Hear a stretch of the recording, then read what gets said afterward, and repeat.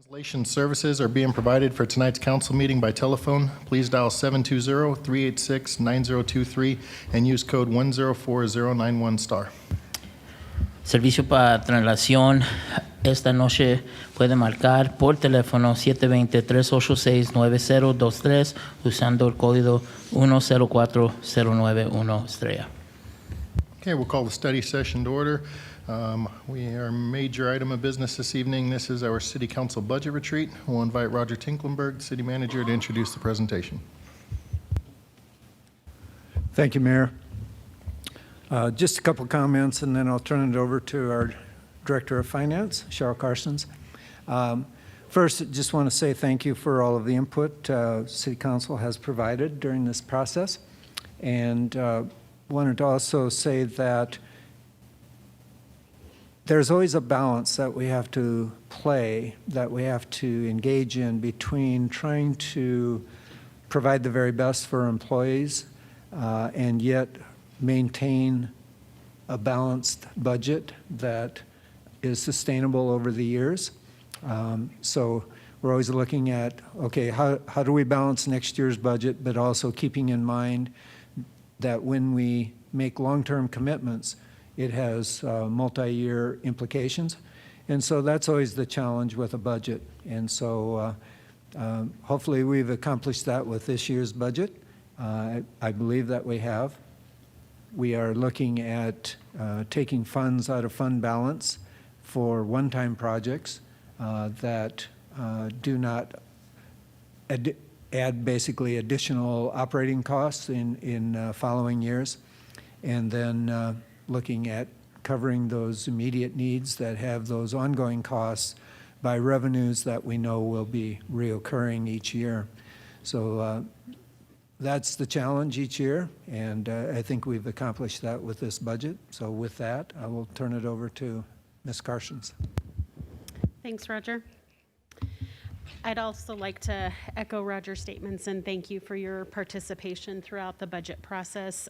It is always challenging, then with a pandemic and some of the challenges we faced as an organization on top of it, it makes it even more so. So we appreciate your patience and your input throughout the process. Tonight is the third and final meeting we will have for the 2022 budget. At the end of the presentation, I will talk about our next steps. I'd also like to thank all of the directors that are here tonight for all that they have done throughout the budget process, working with us to get it done. There's a lot involved with it. And then last but certainly not least, I want to thank my budget team. They are rock stars and certainly help my job go a lot more smoothly. So I really appreciate them being here tonight and for all of the work that they have done throughout the budget process. Also, just a point I want to make clear, if any of the department heads are asked to respond to anything within the presentation tonight, I am asking you to come sit to my right and speak into this microphone so that the not only can the audience hear, but also our residents at home. So I know the last couple of meetings, it's been a bit confusing, some people standing and talking where they're at or going to different microphones and perhaps being behind people. So I just wanted to point that out. I'd appreciate if you would join me at the table here and respond to those questions. So we will get started. At the meeting on the 23rd, we did indicate at the end of that presentation that numbers would continue to change a little bit throughout the process.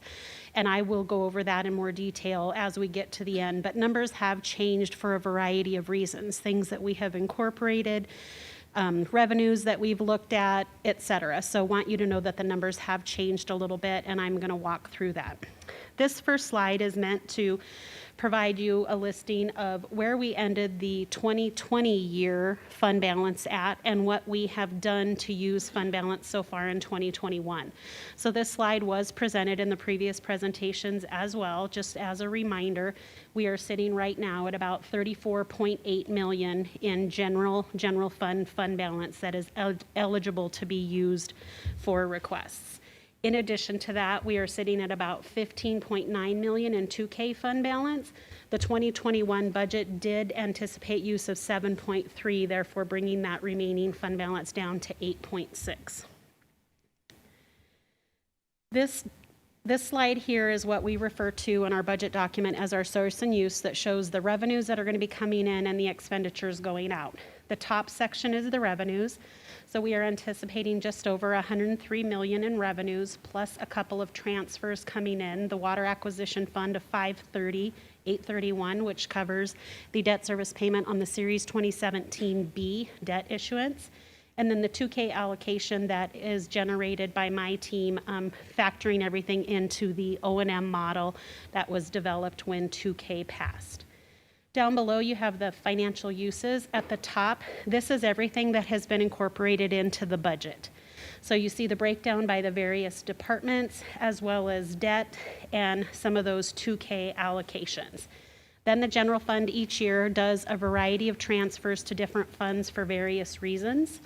I won't go over all of those in detail. The largest ones you can see are the various debt service payments, principal and interest on the various issues that we have in the organization.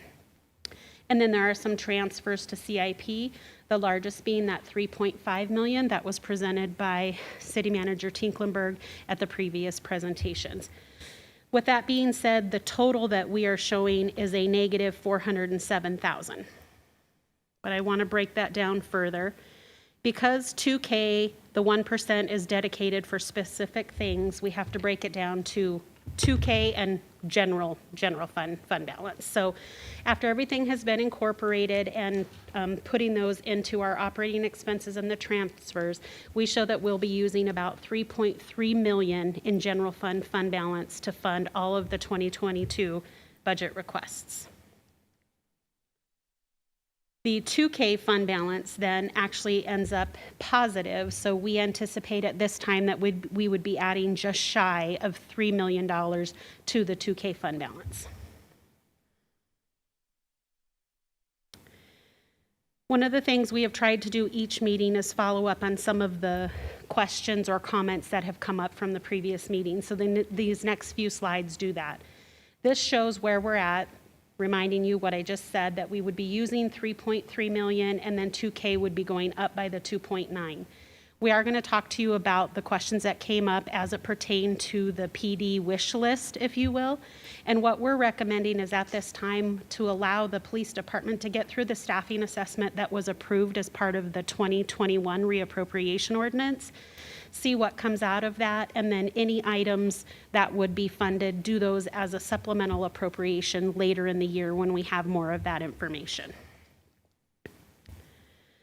So these next two slides were taken right from the 823 presentation. This is what we anticipated at the time. If you recall, you asked the PD to put together their wish list and bring it back. We scrambled to put some numbers together. This is what those numbers were. We did have an opportunity to look at that, talk with staff, and do a little more research and refine those, so we want to share that information with you. But I wanted to leave these slides in to remind you where we were at on the 23rd. So moving to this slide, we asked the police department to put those requests in priority order, which they have done. You'll see the ranking here, 1 to 8, and then we have broken it down by salary and benefits, operating costs, IT, and whether or not it was an ongoing or a one-time cost. So you can see that breakdown here. We didn't provide a total because the total certainly would be dependent on what your decision and direction to staff is. One of the important things to note is the chief indicated that without the modular, there really is no reason to provide him additional staffing because there's nowhere to put them. So wanted to make sure that you knew that. And then in the event that they do move forward with the modular building or even a lease or something of another space, they anticipate that they would work with a public safety broker to work through that process. So I will leave it open to your comments and questions at this time and ask the chief to join me if there are specific questions that you would like him to respond to. This is based on the feedback by him and his team. These numbers are not incorporated into the numbers I gave you. So the 3.3 million that we are going to be using of fund balance does not include these numbers. It would be an add to that.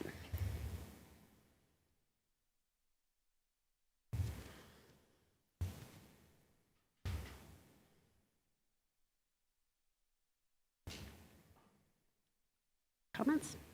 Okay.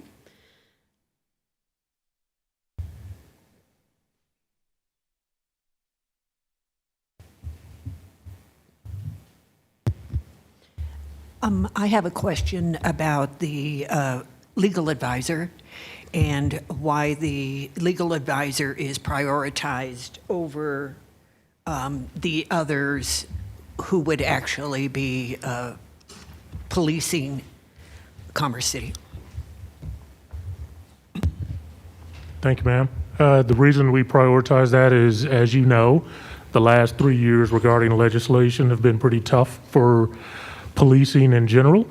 We anticipate that's probably going to continue for the next 5 years. And in order for us to remain solvent and consistent in our training and follow up with all of the new legislation changes, having an additional attorney on staff will assist us in doing that.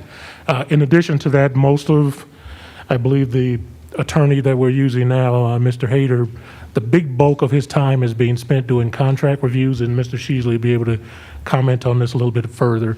And so having that in our back pocket to be able to alleviate some of that stress, not only on the city attorney's office, but that can be dedicated to the PD, goes a long way. Thank you. I can note that I can't speak for the chief's other priorities and what was needed with the items below that, so he can speak to that best. This would allow for a dedicated police legal advisor. Currently, the attorney that does that also focuses on land use and development issues, and so this would be a ready resource for command staff and for training and for policy updates as well. And so the chief could maybe speak as to the other lower priority items and why that might take precedence. Sure. And a note, this is to minimize risk. The longer we operate in the field without having good, solid legal guidance, and along with legal expectations about what the new legislation means, we expose ourselves to some risk. So it isn't that they're necessarily not as important. I was asked to prioritize, and I couldn't put up here 3 threes, if that makes sense. There's also some long-term viability with having a PD legal advisor on staff as opposed to additional personnel.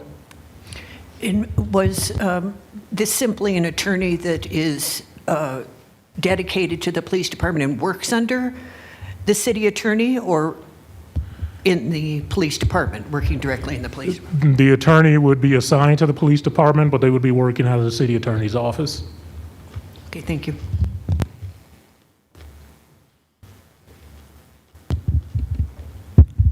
So in terms of the modular, we have some approved positions later on in the presentation.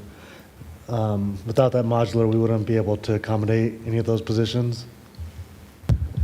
We would be able to accommodate them, we just wouldn't be able to do so comfortably. Right now, the PD we're tapped out of space in our existing infrastructure here at the Civic Center, and the leasing position that we have up north is pretty much become a storage unit for just officers to take quick bathroom breaks and knock out reports.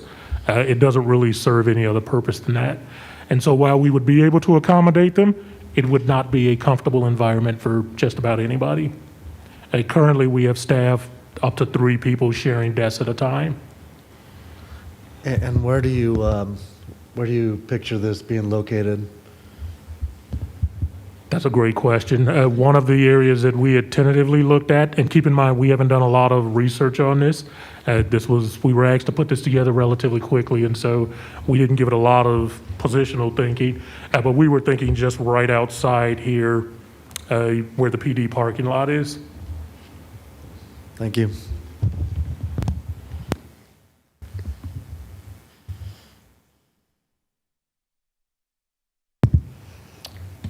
I'm curious about the ongoing costs of the modular building versus if we make the decision to purchase a space. Are the ongoing costs listed here kind of just maintenance and upkeep, or what do they refer to? That refers to, and Cheryl, correct me if I'm correct, we looked at 3 different options: rent, lease, or purchase outright. My personal position is I don't think we should purchase outright. I think if we make the decision to do that, we'll end up living in it for 20 years. So we looked at rent and leasing, so that's a combination of both. And again, we would have to go out to RFP, so those prices would be negotiated. I would imagine they're going to be a little lower, but that's just we just wanted to give you a baseline of where we were at. So you're saying you'd prefer to lease over purchase a building? I that would what I'm prefer if we're going understanding? to do a modular building, not purchase a modular building. We would just rent or lease a modular building. Got it. But if we had the opportunity to purchase a standalone building or a piece of a standalone building, that would be preferable to a modular unit, correct? Absolutely. Yes, ma'am. Okay. Hang on, my phone timed out. That'll be it for now, thanks. Hey, Chief. So going to the recruiting and retention material, retention and contingency, is that taking into account having another conversation about retirement for the PD? Like retirement, like understand the context. going into the FPPA? That does not include that, no. Okay, so I think that's a conversation that needs to be had again. I was scrolling through Facebook, just avoiding life as one does, and I saw a Thornton Police Department recruiting tool that they have, and in theirs they have FPPA pension and the 457 option. So I started going to all the other police departments that I could think of. Edgewater has FPPA. Brighton has FPPA. I don't think they have four. Inglewood has FPPA. Westminster has FPPA and 457. I think if we're going to be competitive for retention or recruiting, I think that's another conversation that needs to be had.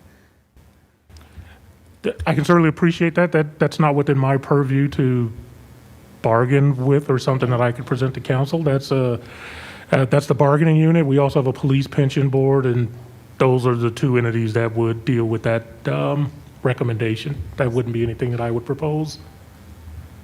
So I guess That's not within my purview to propose, I'd put it that way. So Roger, what would it take to have that conversation again? Under, under normal circumstances, that would take place at the time of the collective bargaining unit negotiations. Okay. So we can't offer that to them? I would recommend that we not do that at this time, Why is that? because the cities that have been participating in pension plans have had a significant portion of them enter into bankruptcy or severe financial circumstances. So I think there has to be a lot more study done in terms of what are the implications for the city long-term. And again, I would repeat, this was not brought up in the FPP or in the FOP negotiations earlier this year. So joining the FPPA wasn't brought up, but was changing their retirement brought up? As I recall, I would have to defer to Armando, but as I recall, it was brought up in the sense of talking about the 457. No, not the 457. Come up and, I have some knowledge, if I can, as Armando's going to, I believe there may have been a request for that. The ultimate signed bargaining agreement resulted in an increase in the 457 contribution. As a quick outline before Armando gets there, under the city charter, pension contributions for the police department or for the FOP, for that bargaining unit, are mandatory bargaining subjects. So if it's brought up, it needs to be negotiated, but the outcome isn't predetermined.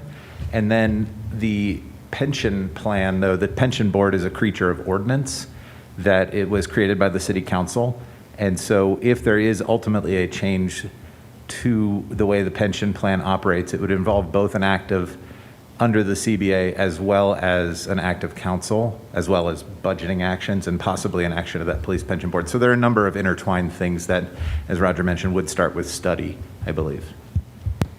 So would it be possible to request a study session to maybe even have FPPA representative come and give a presentation so that we can have a informed decision? well, I think the minimum for us is to, number one, revisit the information that was generated the last time around when the decision was made, as I understand it, jointly, that it was not in the best interest of both the police officers and the city.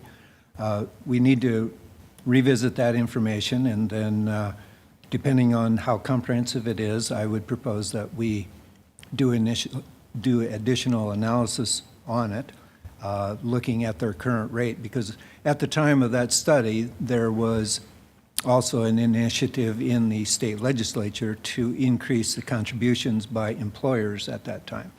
So we would have to factor in what the final decision was in terms of what rate they settled on, and then take a look at the long-term financial viability of FPPA, and also look at the implications for the city in terms of our long-term financial stability.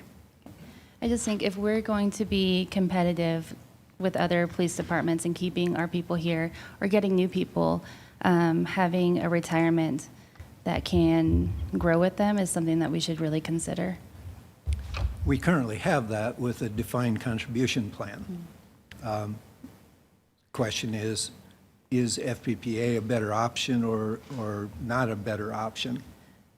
I'm just saying, so if people want to come over and leave their FPPA department to come to this non-FPPA department, that's a hindrance for a lot of people, and they wouldn't want to give up their pension.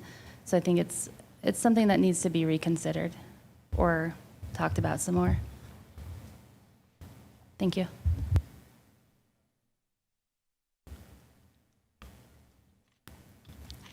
Yeah, I guess I would have to say I'd support a study, because I have had some recent conversations with city councils that are hearing from their police department. They're highly frustrated they can't back out of the FPPA, and that they are not able to recruit people into the FPPA because of it. And so it's a double-edged sword. I think having so many different options out there may be a hindrance to that as well. But I know Aurora's struggling right now. Specifically, they have a similar issue with us, but their pension board is dealing with a similar issue. So again, stealing some other people's work at times might be good for us, learning kind of what's happening in the market today. And this is just, I don't know all the details, but two close friends work in DPD and APD, and they both have different opinions on FPPA for sure.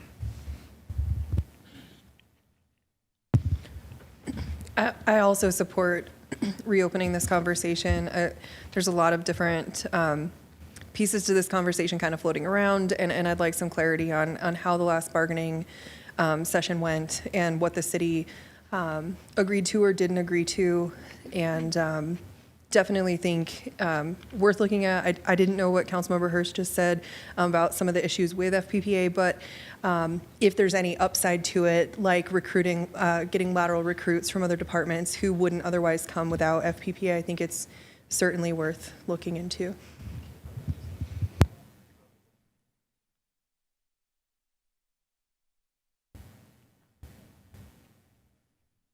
Sorry, last thing I got on that. I think what we're going to find is, if this is just a suspicion after talking with several folks recently, is that we're going to find ourselves having to manage multiple retirements, because a lot of folks will not want to switch from their current to the FPPA because they were able to manage their money for a longer time, so they would actually lose money by joining FPPA. And so we would likely have to move forward with 2 options or 3 options where, hey, you can join FPPA, but once you make that decision, you're set in stone, or you can go this other route. And that's kind of what para has turned into at the state, is you can do 3 options, one of 3 options, but you make that decision and you live with it.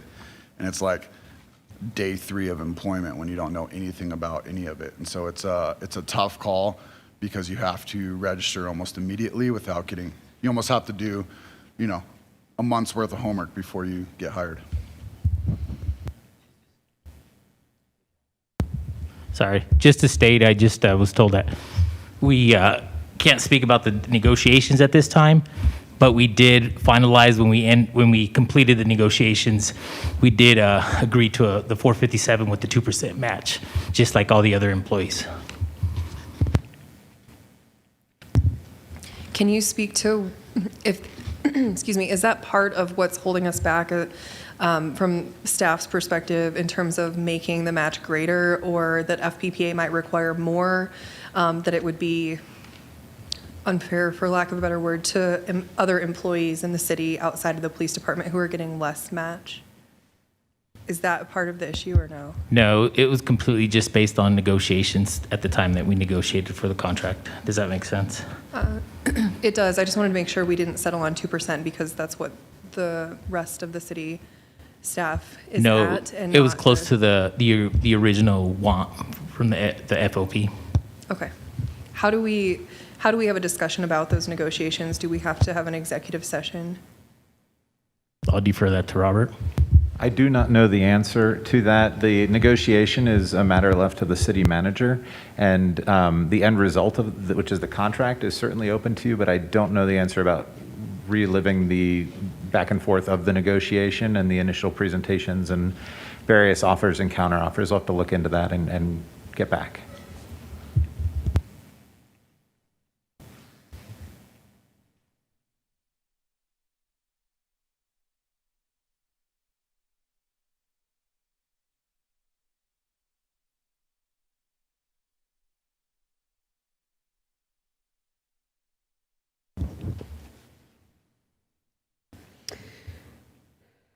Okay. Next, we'll move on to the discussion that was had about the park ranger. So the top information provided on this slide is what was included on the 8/23 meeting, and then we put together, took some additional time to put together the information. Parks and Recreation staff was able to provide these details.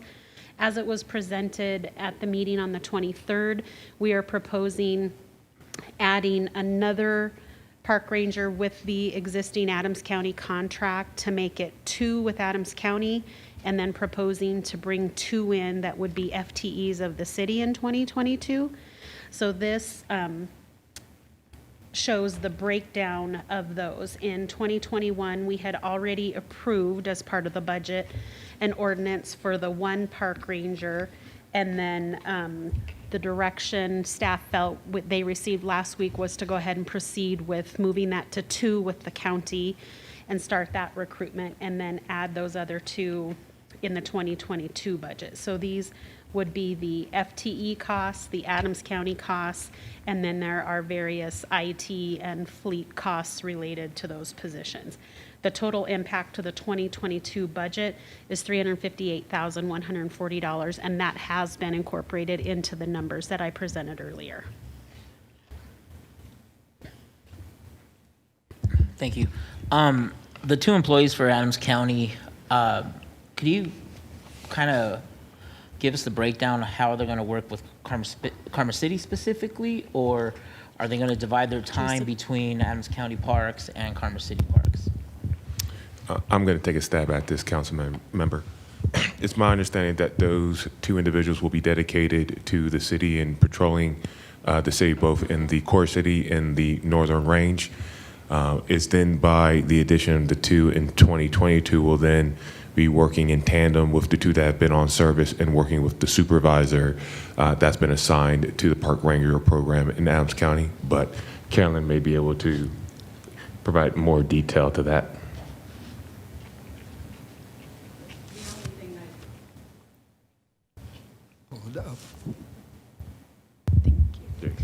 The only thing I would add to that is Adams County has other park rangers that are assigned to Adams County park properties. I will tell you, will work together on certain projects, like potentially large cleanups along creek corridors. So while we'll have assignments specific to Commerce City, there will be some projects that will work collectively, and that was part of the reason for the partnership. We can provide backup for each other where we couldn't if we each just had 2 people. No, that's perfect. Collaboration is good, but I was just wondering. Thank you. Mm-hmm.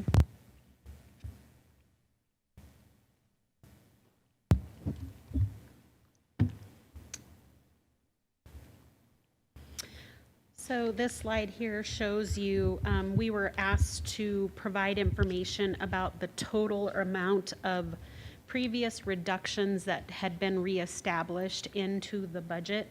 So you can see that breakdown by department.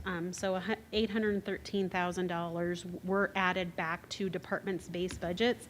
Those were primarily due to COVID-related reductions that happened for the 2021 year that we reestablished. And I believe, Councilwoman Noble, you had mentioned, should ARPA funding be used to establish those base budgets? So we wanted to make sure that we were responsive to your request for the information. Those numbers are incorporated into the numbers that have been provided, and the bases have been established.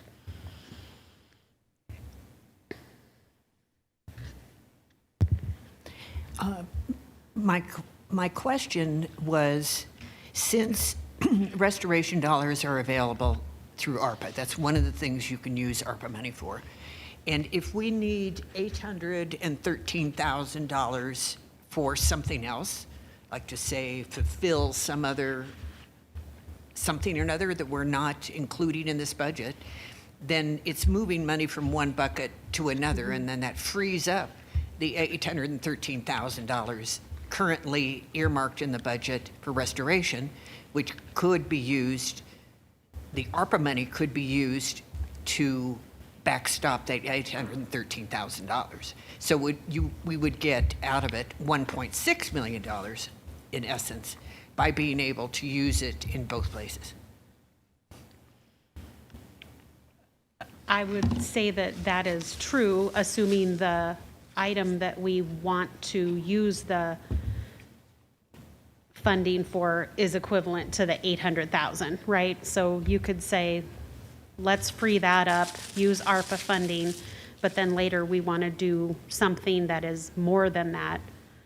We're using more than the fund balance initially indicated anyway. So you're right, it is really just kind of replacing which area the funding is coming from, and that is certainly the discretion of the city council to provide that direction to us.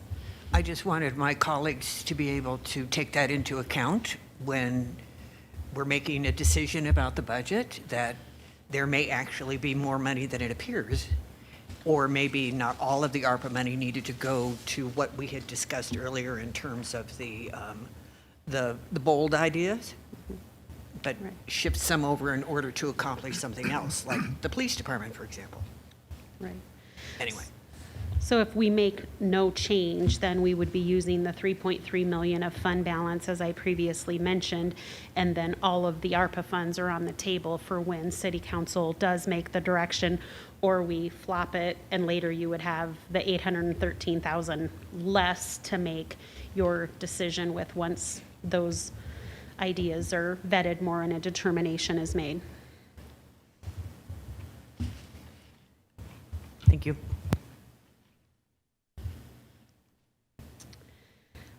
So this is a recap of your legislative budget. After the meeting last time, Annette was able to hand out various documents to show the items that have been funded in previous years, the items that she was going to remove off the list. So she worked with Chris Johnson to incorporate those things, and this is the final legislative budget that would be in the 2022 budget, unless there is additional discussion tonight.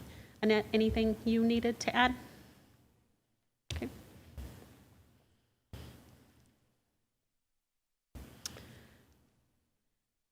So this slide here, you've seen this before. These are all of the additions that were incorporated. These are those yes items that were on the list broken down by the various departments. So you can see how much is being added within each department. That $5.1 million has been incorporated into the numbers presented to you this evening.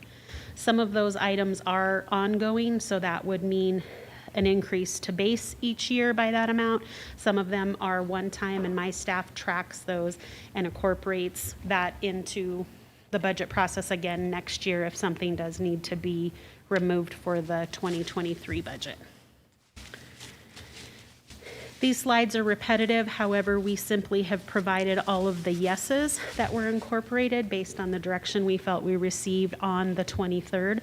So none of the items have changed with the exception of one, and I'll get to that in a moment. The dollars are the same, the yeses are the same. On the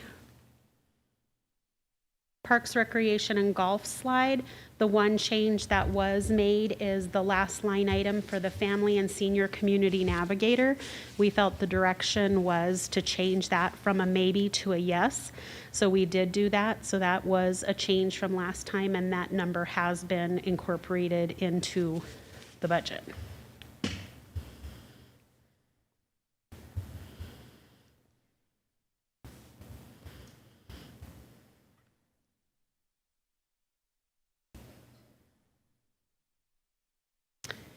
And then we wanted to provide this slide to just remind you of the things that changed. Oh, I apologize, sorry.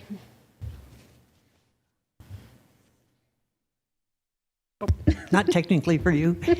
There isn't sound on the Zoom link. Reported via text.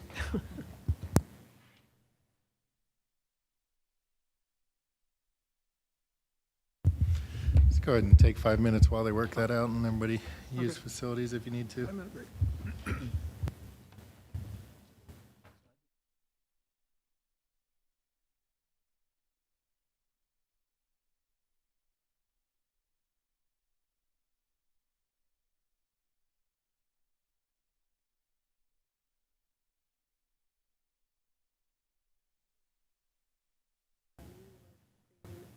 It's done.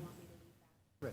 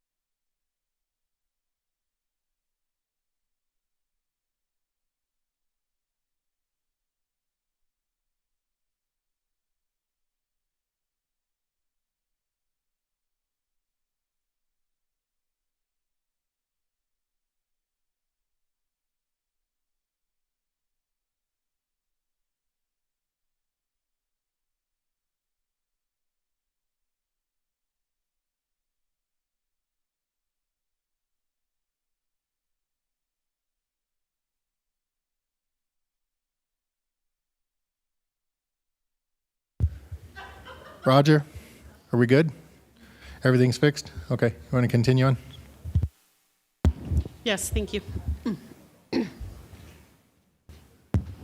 far as we can tell, the sound is working, so it may be an individual issue, but, so, sound is coming through on our tests.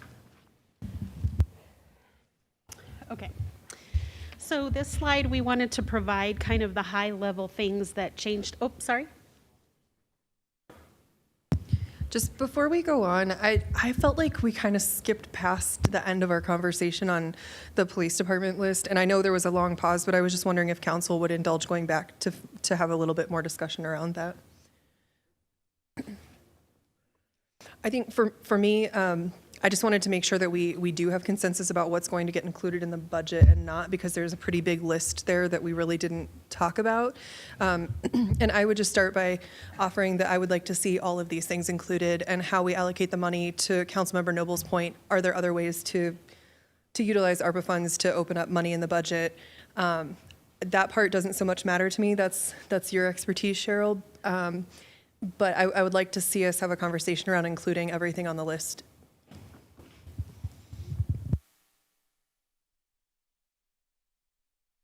And one more comment.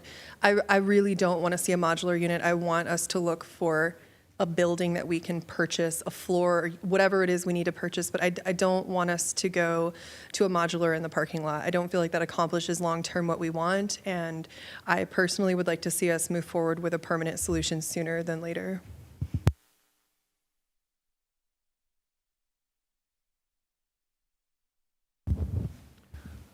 For a true, excuse me, for a true permanent solution, we will need the NIGID ballot measure to pass, quite honestly. We don't have the current capacity to do it out of city general funds. Mayor, if you would help me with the comments you made regarding funding at the last budget meeting, it seemed like there might be a source that you had in mind. We had a conversation earlier this afternoon about there is a potential facility that could be purchased. The price with everything combined, we're $4 to $4.5 million in order to get that done. Whether or not we have $4 to $4.5 million in the general fund that we could draw down in order to fund that is going to have to rely on our finance department to inform us on that. And then the council would have to decide if that's something that we would want to do. But the comment made by Mr. Tinklenberg, it is still a stopgap solution. It's probably not a permanent solution.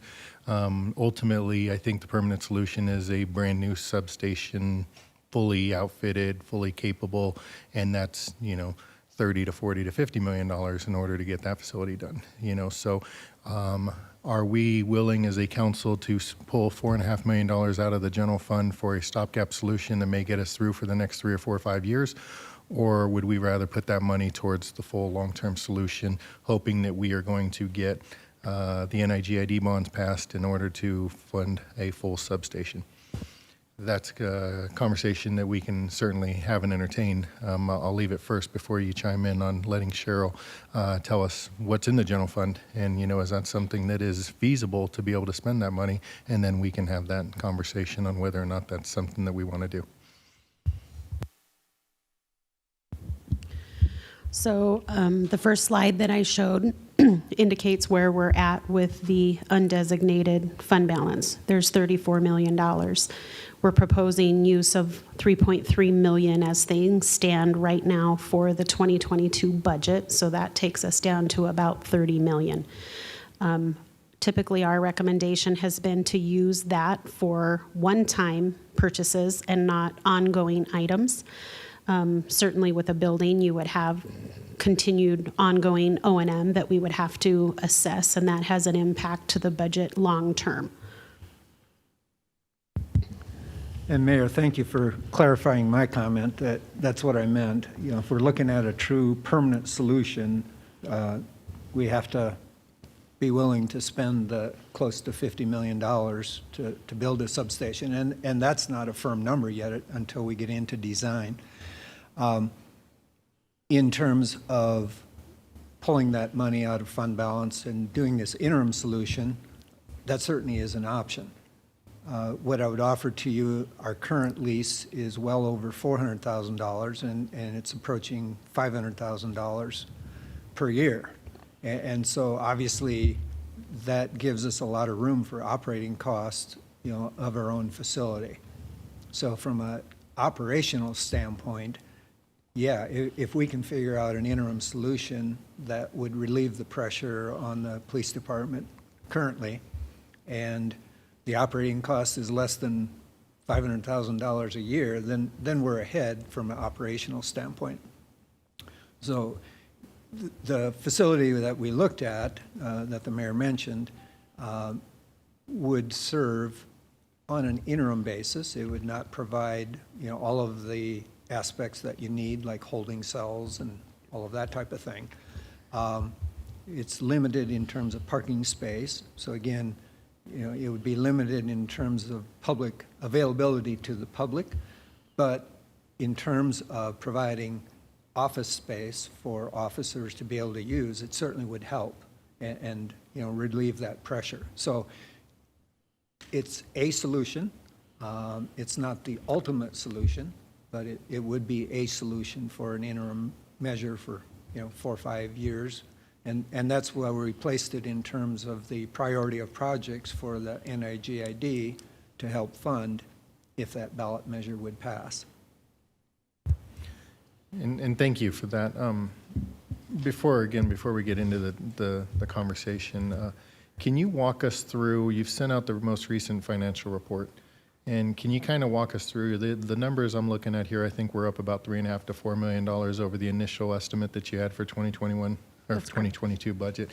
Can you kind of walk us through where we're sitting and where the projection is? I mean, if we're talking about basically drawing down 11% of our general fund balance in order to do a one-time project, where do we see the payback on that? How long do you think it would take us to be able to put the money back into savings? That's not always an easy answer, but I'll do my best. So numbers are trending well right now. We did increase our revenue projection based on having more months of data to look at. When we first did our analysis and brought the budget numbers to you, we only had a couple of months of 2021 to look at. So we did amend that by a couple of $1 million. The areas that we're seeing, the best numbers right now are in our building revenue, so building permits, plan check fees, et cetera, and as well as sales and use tax. So those are the areas that we did increase. We did project to use quite a bit of fund balance to be able to balance out the 2021 budget. Based on how the numbers are trending right now, I don't anticipate that we'll be using that. So if numbers continue the way they are, I anticipate we would be adding to fund balance again. Now, many things impact that, right? So the reappropriation request that we brought to you this year was over $2 million in general fund requests. You saw the first slide I showed was a list of ordinances that have been brought to you for consideration and ultimately approved. Those impact your balance. So if we don't approve anything else and numbers continue the way they are, we will likely see an increase in general fund balance, and our projection for the 2022 revenues may even be a little bit low, but without having the benefit of looking at those months. I take a look at the prior year's revenues, 3 years average. We look at what surrounding agencies are doing in terms of their projections. Now, we can't always compare to other agencies because their sales tax base is different than our sales tax base. But we do try to look at all of those things and come up with a conservative budget. But we're looking at, about a, let's see if I remember right, about a 9% increase in sales and use tax revenues from last year. 2020 to 2019 comparison, sales and use tax only increased by less than 2%. So the pandemic didn't have the impact to our organization, luckily, that we originally anticipated, but I think we are still seeing some of the result of that. So I hope that helps to answer some of your question. Sure, and I think that's half the equation, but then as far as the operating expenses and how we're doing on expenditures, how are we looking compared to where we were budgeted? It looked like we were significantly lower than what was projected. Are we seeing that as a trend that will continue through the rest of the year that will help us to also have a better budget surplus? Expenditures are a little bit harder because we can't take the budget and just divide by 12 months because, for example, mowing and watering and those things happen in the, summer months, whereas in the winter, then public works expenditures may potentially be going up because of, the amount of snowfall and the amount of, materials that we're buying. So it isn't always as easy. We're about 5% under right now as of the last report that we sent out. I would expect we'll probably stay somewhere in the 3 to 5% if I just look at where we were last year. Now, last year was a whole different animal in that people were very good at watching their budgets because of COVID and other priorities. So next year, we're going to be looking at totally reviewing our base budgets, and we're going to propose that we take out the 2021 year in its entirety and not use it as part of our 3-year projection because there were just so many unique circumstances that the various departments impacted. But I anticipate we'll come in under the expenditure budget that was approved for 2021. Great, thank you. So to paraphrase and put everything together, revenue looks good, expenditures look good.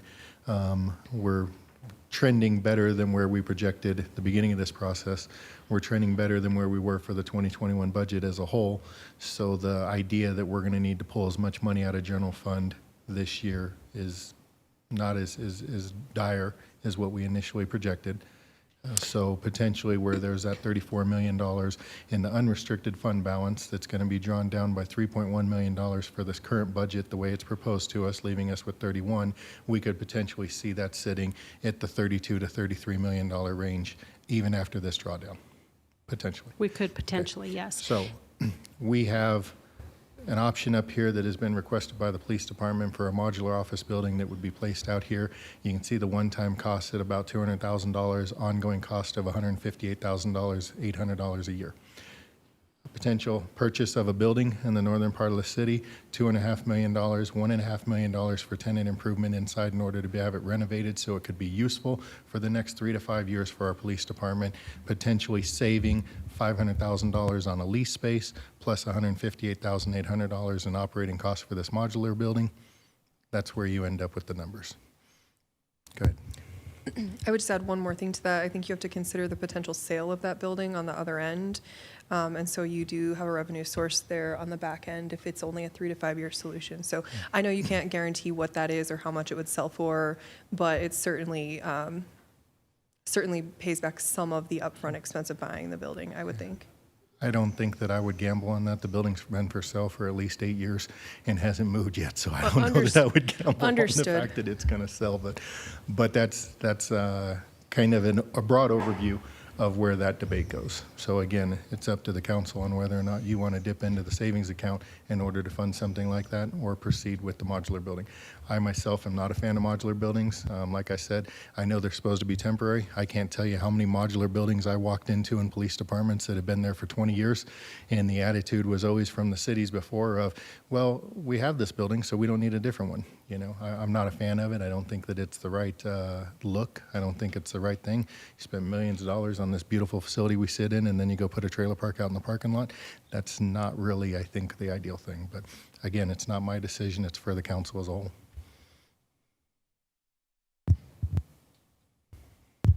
What about, has it been explored that building we just purchased the floor on? Is there enough space in there, in that building location?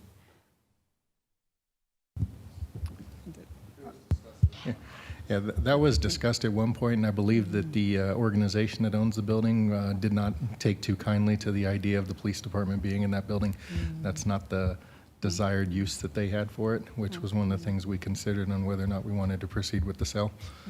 Roger, am I correct on this? That is correct. Thank you. Okay, and then there's some buildings on 104th and tower, I believe that are either for sale or for lease, if that's a. That would be the that's a- building that's in question No, right now. that's the same one, okay, thanks. Mayor Pro Tem? So how many people would the modular office building hold as opposed to if we bought that building? How many people could that building potentially hold? I didn't hear the entirety of your question. If we bought the building that is being referenced, how many people would that building hold as opposed to the modular office building? How many police officers could We were proposing moving all of our supervisors out to that building as office space, so approximately 16. And then if we had the modular office building, how many would that hold? Oh, I'm sorry, the modular office building was a 16. I'm sorry, I thought that was the first part of your question. Okay, so if we were to move forward with this $4 million building, how many officers could fit in that building? And that would be anyone that is going to be working up north, to include commanders, sergeants, and officers and support staff would all be working out of that north building. Don't have an approximate number for you based on current staffing levels. Sorry, I'm trying to do the math real quick. Roughly 21 people today, but as staffing grows, anybody assigned up north would be working out of that substation. Okay, thank you. Thank you. I would have to go what we were talking about. I think getting a modular is just a Band-Aid. And I know what Roger was saying about the building, but we could always use that building for nonprofits if the ballot passes. We could always use that for other stuff up north, especially our city's growing up north. So having the Civic Center down here, once if the ballot measure passes and we do build a new real substation up there, we could always use that space for other stuff that the city is in need, our residents are in need. So I think, again, we got to do it now instead of getting a modular, which is only going to do 16 people compared to a building. And it is 4.5 million, but I think now's the time to do that. So I'd be in favor of looking and purchasing that building.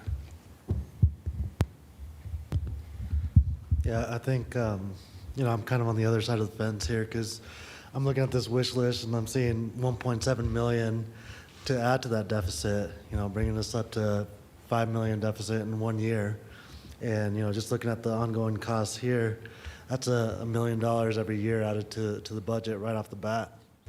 So, where are we going to get that revenue from?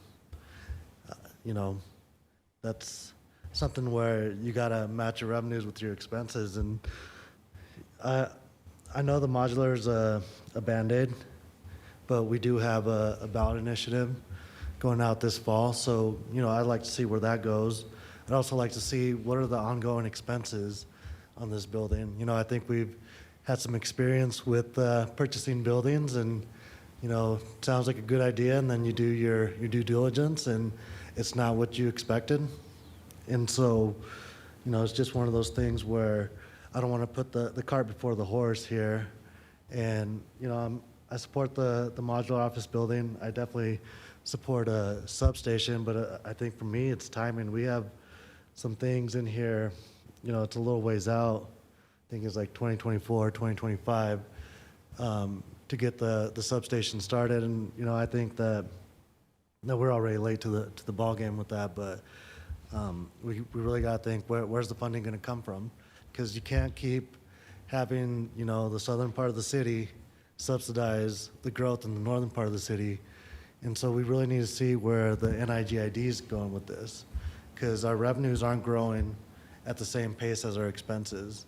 So, it's just, that's why we keep going back to one-time things. It's okay dipping into the fund balance here and there, but when you got ongoing expenses, you have to find a way to pay for those. And so, I think we got to kind of slow down a little bit, go do our due diligence on the building, and either way that we go, it's going to be a Band-Aid, because that's not going to be the ultimate substation.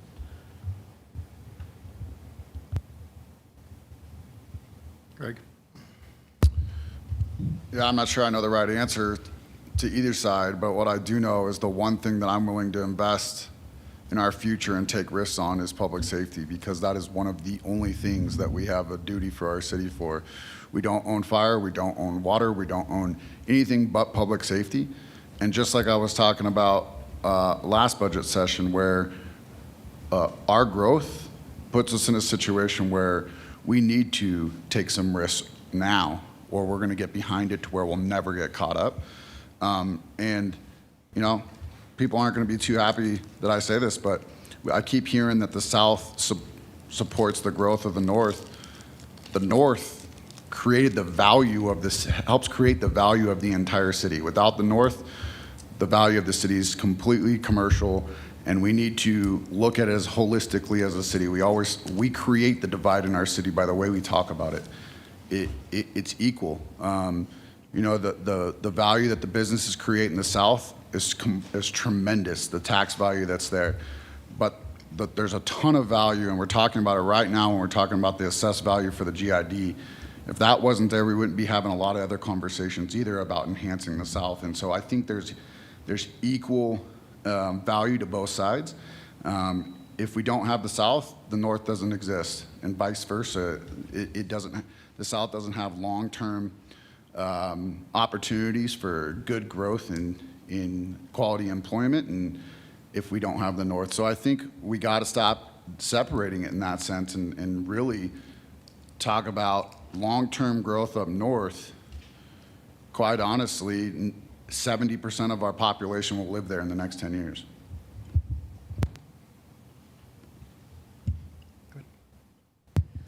Well, and to that end, creating a substation, even if it's a temporary one at this point, enhances the ability for public safety to better serve the core city from this space. There's no doubt that logistically we need something up north. It opens up resources for the core city to have this be a dedicated public safety facility for the core city. And I would echo a lot of what Councilmember Hirsch said as well. We create our own problem in talking about the north part of the city and the south part of the city, and they all each have their own financing mechanisms. And I think putting public safety in the north part of the city alleviates a lot of other stresses for public safety in the core.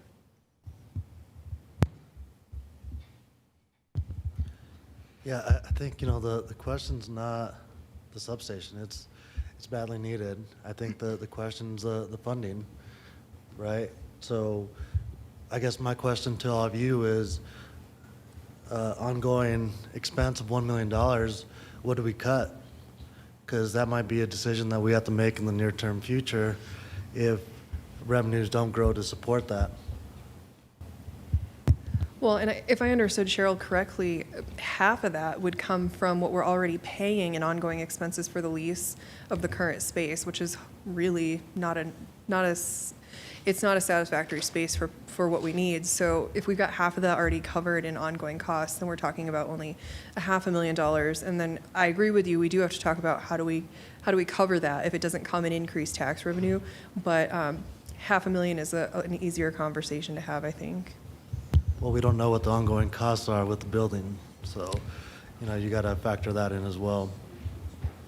Understood. I thought I heard Roger comment that $500,000 would likely cover ongoing costs for a building that size. I may have misunderstood you. No, I would anticipate that would be the case. This is a really good discussion. Just so you know, not only are we looking at that building, but also exploring other options. And so if council is satisfied with us continuing to work on it, we could defer this decision until a couple things happen. We find out if that truly is a viable option, or one of the other options comes to fruition, and then at that point have the discussion with the full council of, okay, this is a solution that we have found, and then ask for your vote of approval at that time, you know, either yea or nay.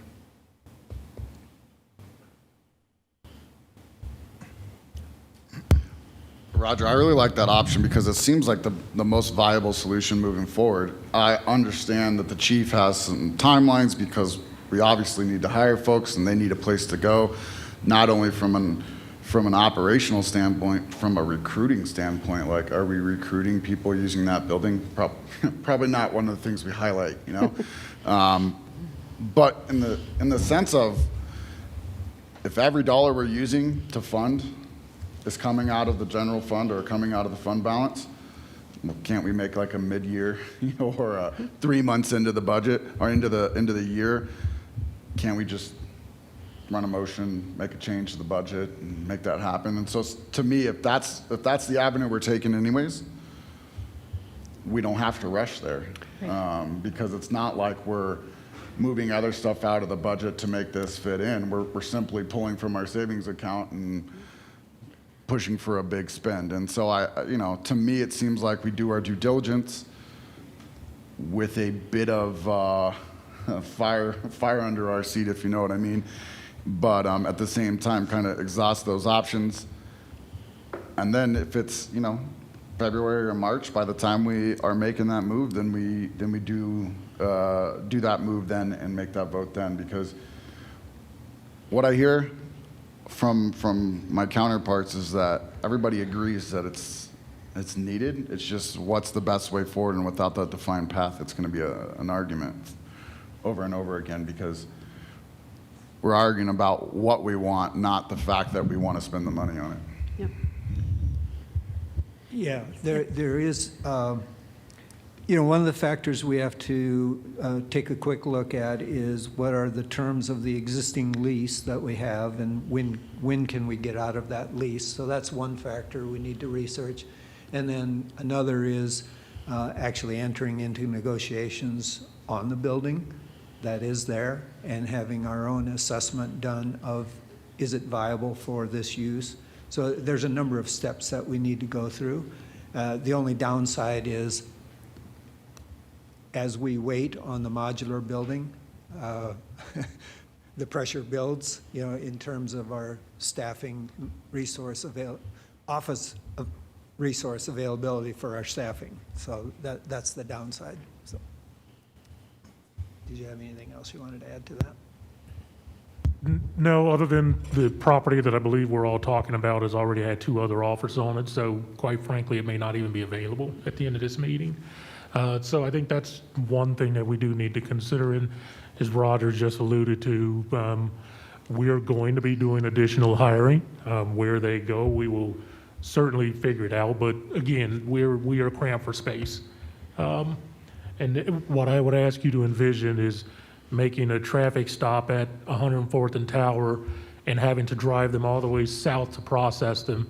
It just takes them away from that neighborhood that they're supposed to be policing for a pretty significant amount of time. So the bigger of a footprint we have up north, the better off it is for the entire city. Just so I'm clear, on this wish list, were we, the first go-round, and thank you, Councilmember, for bringing this up again, were we to suggest what we would like to see from this wish list? Is that what our role was? I'm seeing a nod, yes. Okay, Yes. so while we have the modular office building sort of parked temporarily because we don't know where we're going to put it, it seems to me that, Mr. Sheasley, do you have room for a legal advisor in your offices? We do not, and would be looking for additional office space from the chief or elsewhere on the other side of the building. Okay, or maybe one of these corner things. We are happy to work remotely anywhere in the city. Okay, and IT technicians, does IT have room for 2 technicians? Yes, you do. Okay, you have room for 2 technicians, and I don't know what a community policing specialist does. That is the person that would be managing all of our community engagement, community policing programs, and our social media accounts. Oh, okay, It is a body that would have to be housed inside the police department. okay. So that might even be in the community relations department or near you. Would you have would you That have would- a that desk would- available for someone? No, we don't have a desk available solo for anyone right now. Okay. And then the patrol service representatives? They would be operationally, they'd be working out of the field like patrol officers, so they wouldn't need dedicated office space. Okay. And I don't know, maybe the mobile command post could be put on hold, but if everybody wants it, that's a good one too. So I don't see why we can't move forward with this wish list other than the modular office building, because that's what you're taking a look at. Oh, retention and contingency seems like a good thing to be doing as well. And recruiting, retention material. Yes, those would be, again, we need to boost our footprint presence to be able to recruit adequately. And so we've got a pretty decent strategy that I don't want to talk about publicly, but other agencies will jump on board. But it will cost us that amount of money to get that going for about a 2 to 3 year period. Okay. So 2, 3, 4, 5, 6, 7, 8. 2 through 8, and then number 1 and number 9 I have a question about, but you're working on number 1. So I would support all of the rest of them being included in the budget. I don't know about the other council members. I was just curious also, up in the northern area by the South Adams Fire Station, station number 8, there's that parcel of land, if that has possibly been explored to purchase that and build a substation there? I'm not entirely certain where Station 8 is. Yeah, it's like right off around 104th, but I know that land, you know, if it's a possibility, I believe that's for sale either, because I'm against a modular as well, you know, and I would like to see our own site. So even if that can be looked into, because it is, like I said, around, it's the new fire station up north, and there is a parcel of land right next to that. Yeah, the only thing that, generally speaking, if you're looking at raw land, you are probably 3 to 5 years out before you can even put a structure on it. You're talking pricing land, and again, this is not my area of expertise. Architecture, design, and making it viable, that's not going to be a short-term fix. And I certainly wouldn't propose buying land to put up a short-term solution on it. Okay. All right, thank you. So, you know, the title is the PD wish list.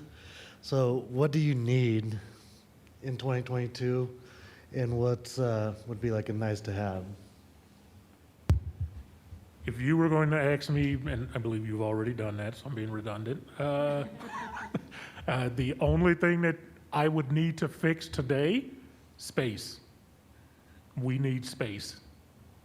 Without space, the rest of this just becomes nice to have, but keeping those employees, sharing offices, working remotely, not being embedded within the PD is just going to be a frustrating up and down battle if they don't have dedicated space where they can get things done. That would be the biggest thing that I would ask for, space.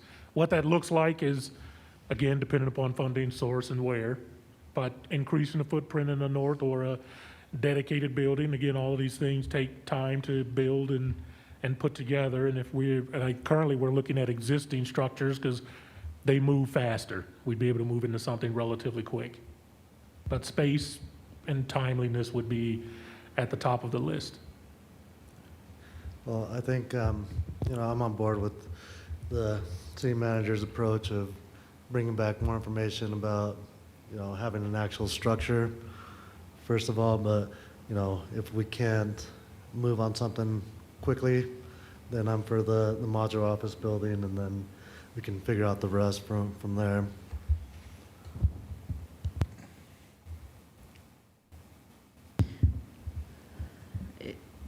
If I can clarify, are you saying the only thing you would approve is the modular office? I'm just trying to keep track of what we're going to do when we leave the meeting tonight. Well, I guess it's kind of a contingency, right? So, you know, we have to get one before we can move on the other. Okay. I just want to make sure I understood what you meant. Thank you. Good. Nicole?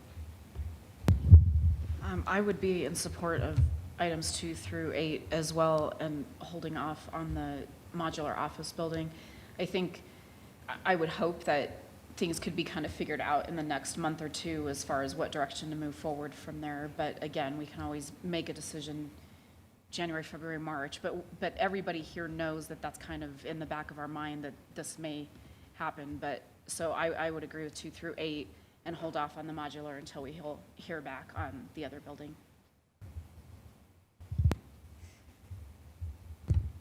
Yeah, I'm good with 2 through 8, and then Roger's plan moving forward. I'm also good with 2 through 8. I think we definitely need to move into a bigger building. It might be a Band-Aid, but it's a bigger Band-Aid than the modular office. So, and if we don't, when we move into like our own substation, we can still use it for something else.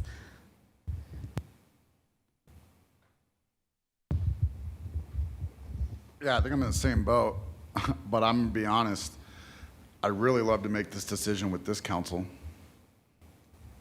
And that's not a lot of time, but I just can't guarantee that there'll be 9 of us on board with this in a couple months. And so I want to make sure we make this decision soon.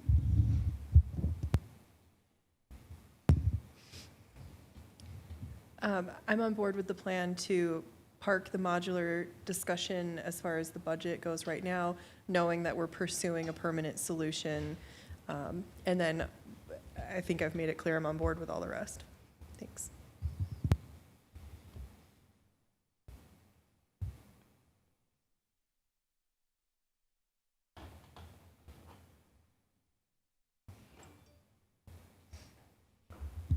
Bear with me while I get back to, there we go. I mentioned that we did amend some of the revenues from the previous meetings. We also updated salaries and benefits for any evaluation or performance increases that have come through since April. We incorporated other compensation plan changes, so benefits changes, that information was provided to us by Human Resources. We also included, as I mentioned, all of the reappropriation ongoing items that increase base, as well as all of the yes items. And then based on that information, the internal service fund allocations needed to be refreshed and amended. So those are all of the items that caused that change in the dollar amounts that we have been talking about. So to talk a little bit about what happens next, as I mentioned when we started off, this is the last opportunity we have to meet and talk about the budget until we bring the budget to you for opening the public hearing. That is scheduled to be October 18th, and that will be 3 meetings, all 3 of the GIDs, URA, and the city budget. That public hearing will remain open until November 1st, at which time we will ask you guys to adopt the 2022 budget. We then, from November 1st until the end of the year, we are working on getting that final budget entered into the system, documents presented, everything to go into effect January 1. So that's the remaining timeline for the budget. Anything else that would come up, like the discussion that we just had about any change to the public safety facility, would be brought to you by a supplemental appropriation and not incorporated into the 2022 budget.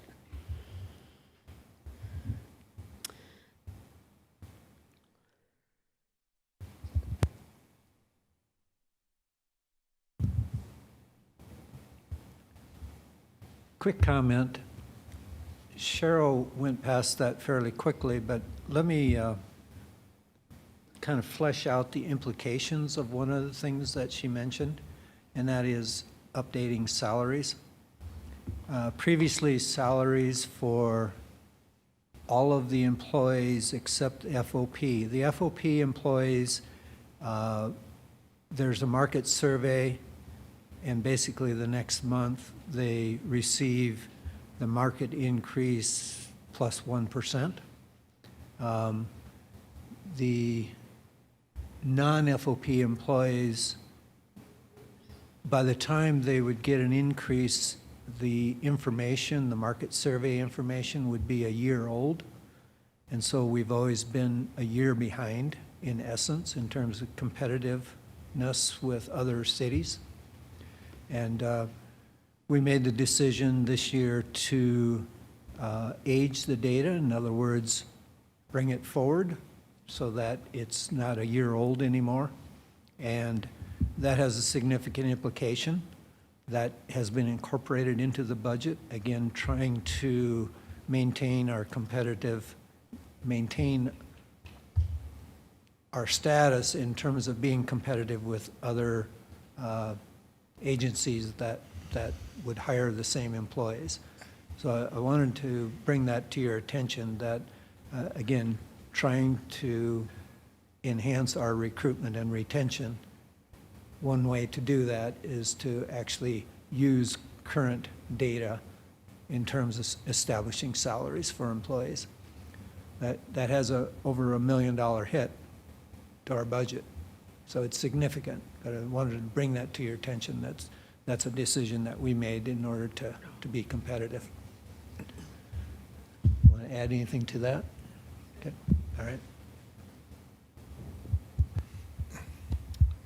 Good. Councilmember Noble. I had a question on the 2022 legislative budget. Will there be an opportunity to discuss the lobbying firm that we use on the state level before the contract for the new year is signed again?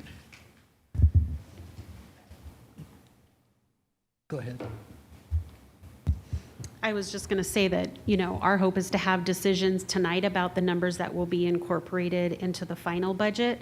Now, just because a dollar amount is budgeted doesn't mean you can't make whatever decision. In the event that you went with somebody different that was more, then we would potentially have to do an appropriation ordinance to account for any change in that. But one really doesn't necessarily impact the other, but it is currently in the budget as presented.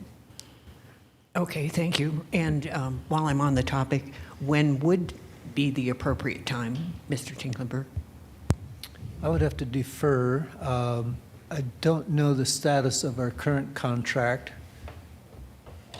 Let us research that and get back to you, but Okay. yes, we'll have to make that decision fairly soon. All right, thank you.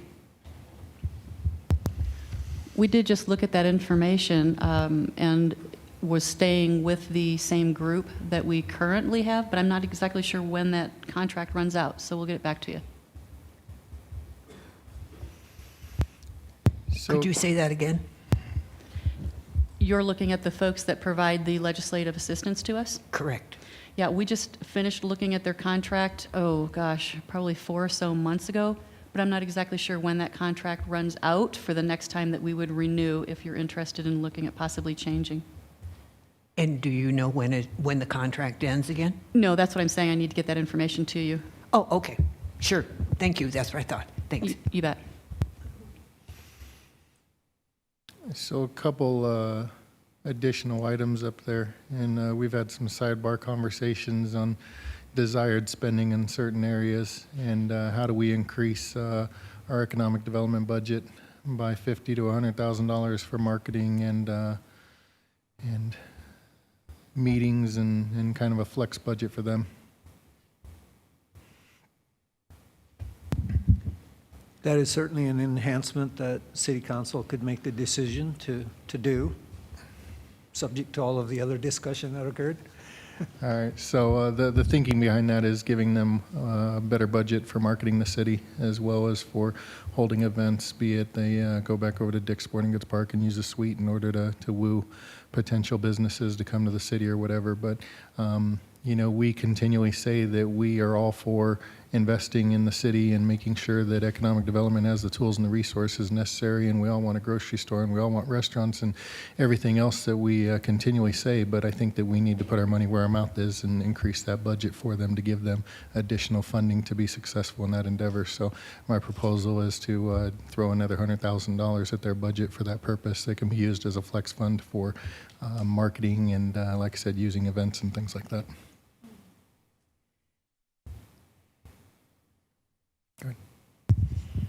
I'm all for it. I think it's a great idea, and certainly we need to put our money where our mouth is, and I think some investments on the front end are going to help us long-term, so yes.